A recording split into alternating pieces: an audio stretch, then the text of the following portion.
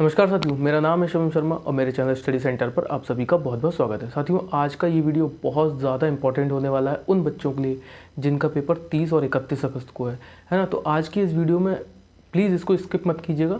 तो आज की इस वीडियो में हम लोग चर्चा करेंगे कि कैसे आप सिर्फ अवेयर होकर अपने 2 से 3 नंबर बढ़ा सकते हैं। साथ ही चर्चा करेंगे कि कैसा आ सकता है इस पेपर का पैटर्न जो 30-31 अगस्त को होने वाला है, और इसके आधार पर हम चर्चा ये भी करेंगे कि किस तरीके से अटैम्प्ट किया जाए क्वेश्चन पेपर कि हमारे नंबर और इंक्रीज़ हो जाएं, है ना। तो इन सभी विषयों पर चर्चा करेंगे, जुड़े रहिए हमारे साथ इस वीडियो में। देखिए साथियों, है क्या, कोई भी पेपर में जाने से पहले हमें अपने सेल्फ कॉन्फिडेंस पे ज़रूर काम करना चाहिए। ये हमारी सबसे बड़ी गलती रहती है कि हम अपने सेल्फ कॉन्फिडेंस पे काम नहीं करते हैं। और सेल्फ कॉन्फिडेंस बढ़ाने के लिए मैं आपको सबसे अच्छा तरीका बताता हूँ कि जब आप घर से निकलें तो आप घर से अपने माता पिता से चर्चा करके निकलें, माता पिता के पैर छू के निकलें। आप यकीन मान के चलिए कि अगर आप ऐसा करके घर से निकलते हैं तो आपका सेल्फ कॉन्फिडेंस बना रहेगा।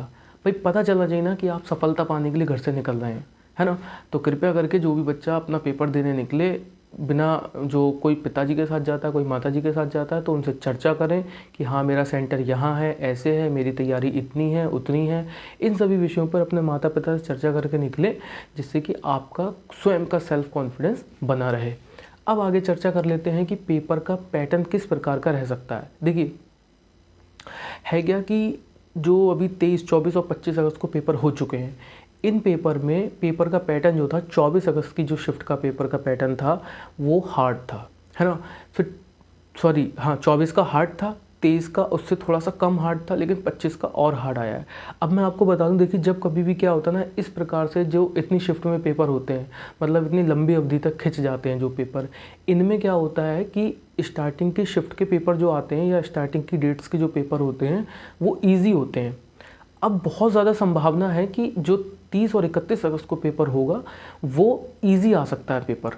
और यदि पेपर इजी आया तो आप इस चीज़ के लिए बहुत अच्छा मत समझिएगा कि पेपर इजी आ गया तो आपके लिए बहुत अच्छा हो गया। नहीं, देखिए, पेपर अगर इजी आता है ना तो आपको बहुत ज़्यादा नंबर स्कोर करने होंगे, बहुत ज़्यादा स्कोर मतलब गेट करना होगा आपको, ये ध्यान रखिएगा।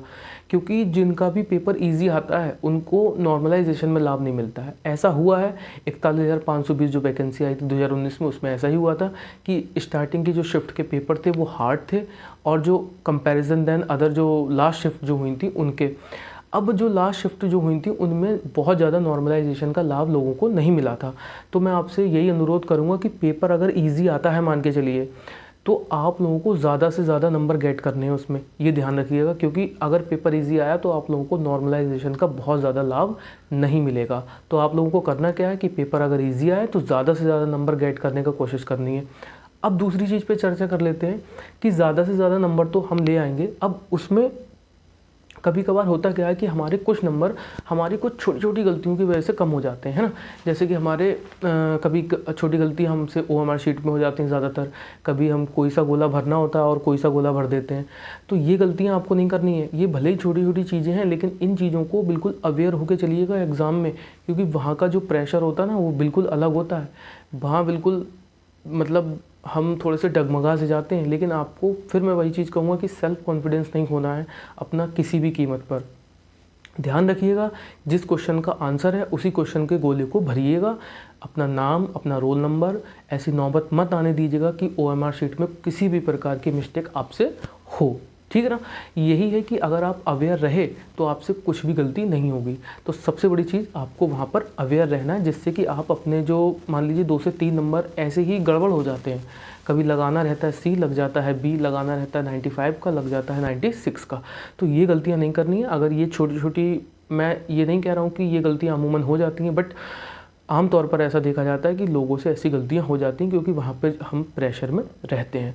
तो इस चीज़ के लिए बहुत अवेयर रहिएगा, क्योंकि देखिए, आपके भविष्य का सवाल है और कोई नहीं चाहेगा कि भविष्य से ये भविष्य का अगर सवाल हो तो ये छोटी छोटी गलतियाँ हमसे हों। तो कृपया करके इस चीज़ के लिए बहुत ज़्यादा अवेयर रहिएगा। अब थर्ड थिंग आती है कि पेपर को कैसे अटैम्प्ट करें, है ना। ये बहुत ज़्यादा इंपॉर्टेंट है कि पेपर को कैसे अटैम्प्ट करें।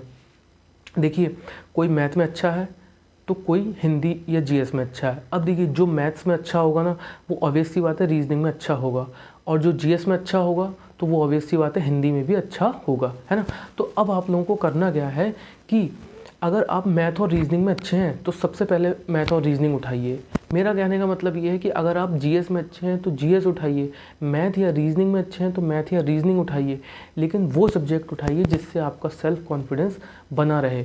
मतलब कि आप जब आगे का पोर्शन उठाएं तो एक भरोसे के साथ उठाएं, एक सेल्फ कॉन्फिडेंस के साथ उठाएं, अच्छे मन के साथ पेपर उठाएं। ये मत कीजिएगा कि आपका किसी विषय में मन नहीं है, आपने उस विषय को पहले उठा लिया। ये सबसे बड़ी गलती आमतौर पर लोगों से हो जाती है, आप ऐसी गलती मत कीजिएगा। अब देखिए, आप अगर मान लीजिए आप मैथ में अच्छे हैं तो मैथ में जो व्यक्ति अच्छा है वो ऑब्वियस सी बात है रीजनिंग में भी अच्छा होगा। तो सबसे पहले आप मैथ और रीजनिंग उठा लीजिए। देखिए, मैथ और रीजनिंग सबसे पहले उठाने का सबसे बड़ा कारण होता क्या है? मैथ और रीजनिंग सबसे पहले उठाने का कारण ये है कि ये दोनों ही सब्जेक्ट स्कोरिंग सब्जेक्ट हैं, बट टाइम टेकिंग भी हैं, बहुत ज़्यादा टाइम भी लेते हैं। तो अगर आप 1 घंटा 20 मिनट या 1 घंटा 15 मिनट के अंदर अंदर मैथ और रीजनिंग को फिनिश कर दे रहे हैं अच्छे नंबर के साथ, अच्छी एक्यूरेसी के साथ, तो इससे अच्छी कोई बात नहीं है। फिर आपको जीएस और हिंदी करने के लिए अच्छा खासा समय मिल जाएगा। लेकिन कोई भी बच्चा इस चीज़ को ध्यान रखना कि एंड में मैथ या रीजनिंग को मत छोड़ना। प्लीज़, मैं आपको बता रहा हूँ, एंड में मैथ और रीजनिंग को मत छोड़ना, क्योंकि मैंने फिर बताया आपको, मैथ और रीजनिंग ऐसे सब्जेक्ट हैं जो कि टाइम टेकिंग सब्जेक्ट हैं। ये बहुत ज़्यादा टाइम लेते हैं, है ना। तो आपको मैथ और रीजनिंग एंड में नहीं छोड़नी है। एंड में छोड़िएगा या जीएस या हिंदी। आप चाहे स्टार्टिंग हिंदी से करें तो मैथ और रीजनिंग को बीच में कीजिएगा, जीएस से स्टार्ट कर रहे हैं फिर भी मैथ और रीजनिंग को बीच में कीजिए, मैथ से स्टार्ट कर रहे हैं तो भी एंड में जीएस छोड़िए, रीजनिंग से भी अगर स्टार्ट कर रहे हैं तो भी एंड में हिंदी या जीएस छोड़िए। क्योंकि हिंदी और जीएस इतने टाइम टेकिंग सब्जेक्ट नहीं है, उसमें आपको डायरेक्टली ऑप्शन है, मतलब आपको बहुत नहीं दिमाग लगाना, 4 ऑप्शन है, ऑप्शन पे टिक करके अलग निकलना है।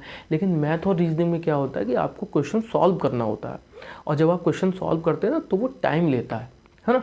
तो ये गलती बिल्कुल मत कीजिएगा कि आप एंड में मैथ या रीजनिंग छोड़ रहे हैं, क्योंकि फिर आप फंबल हो सकते हैं और चीज़ें फिर गड़बड़ा सकती हैं, स्पॉइल हो सकती हैं। तो ये गलती मेरे हिसाब से आपको नहीं करनी चाहिए। बाकी आगे की अपडेट्स के लिए हमारे साथ जुड़े रहिए और हमारे चैनल को सब्सक्राइब कीजिए। अब देखिए, 30 और 31 को आपका पेपर है, अच्छे से पेपर दीजिए, अच्छी से तैयारी कीजिए। मैंने आपको फिर बताया, सेल्फ कॉन्फिडेंस आपका बना रहना बहुत ज़रूरी है, आत्मविश्वास बना रहेगा यदि आप अपने माता पिता के पैर छू के उनसे डिस्कस करके घर से निकलिएगा कि मेरा पेपर ऐसे है, सेंटर ऐसे है, मैंने इतनी तैयारी कर ली है, ये वो। तो इन सब चीज़ों पे थोड़ा डिस्कशन करके निकलेंगे तो आपका पेपर निश्चित ही अच्छा होगा। तो अभी के लिए धन्यवाद। और जिस किसी का भी पेपर 30 और 31 अगस्त को है और जिस किसी का भी सेंटर लखनऊ है, वो मुझे वीडियो में कमेंट ज़रूर करें। और लखनऊ में यदि है तो अगर किसी को कोई दिक्कत है रहने ठहरने या फिर एग्ज़ाम सेंटर को लेकर के, तो मुझे नीचे कमेंट करके ज़रूर बताएं।